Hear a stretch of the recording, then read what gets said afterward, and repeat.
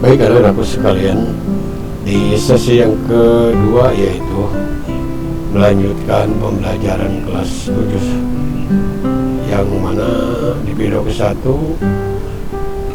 masih membahas tentang struktur sel, dan ini adalah merupakan lanjutannya sampai dengan ribosom.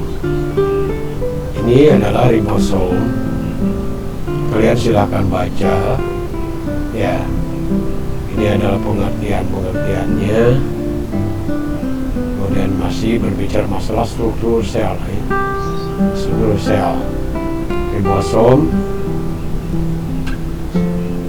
Kemudian dalam struktur sel masih ada yang disebut dengan retikulum endoplasma.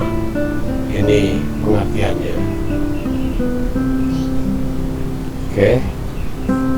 Kemudian di dalam struktur sel pun ada yang dinamakan dengan badan Golgi. Ini pengertiannya. Ini gambarnya seperti ini. Oke. Kelanjutannya, di dalam sel pun ada lisosom, ya, struktur sel yaitu lisosom. Ini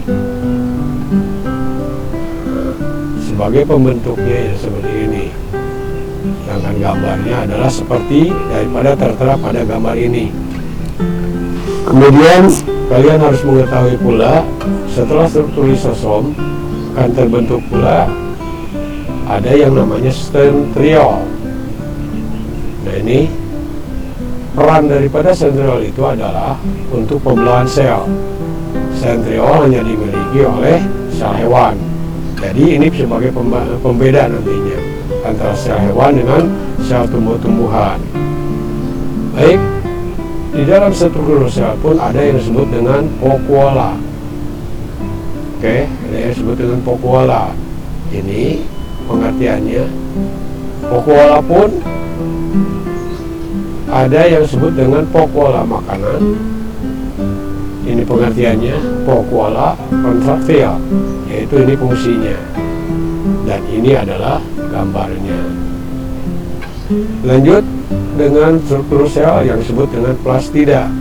Plastida ini biasa ada di dalam tumbuh-tumbuhan.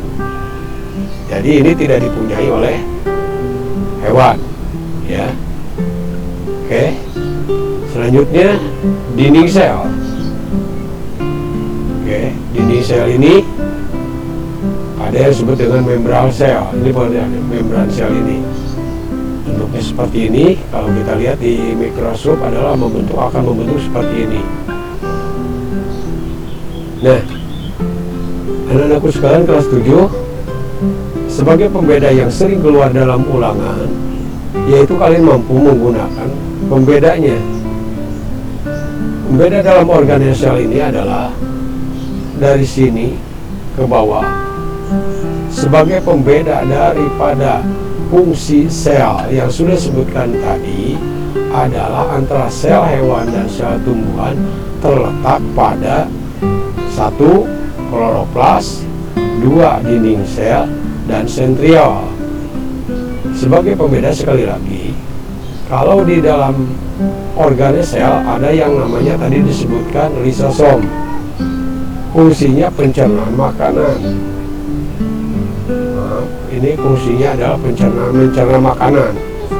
Kalau di dalam hewan ada, tapi untuk tumbuh-tumbuhan tidak mempunyai lisosom. Kemudian hewan tidak mempunyai kloroplas, sedangkan tumbuhan mempunyai kloroplas. Terus dinding sel, hewan tidak mempunyai dinding sel, sedangkan untuk tumbuh-tumbuhan ini mempunyai dinding sel. Oke, loncat ke centriole. Centriole adalah pembelahan sel. Siapa yang mempunyai centriole ini? Yaitu hewan.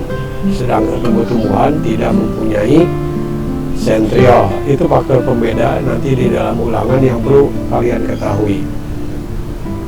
Baik, kalian lihat lagi materi selanjutnya. Di sesi berikutnya nanti ada yang lainnya, yaitu kita akan lanjut tentang materi jaringan ya. Namun jaringan ini Bapak akan stop dulu.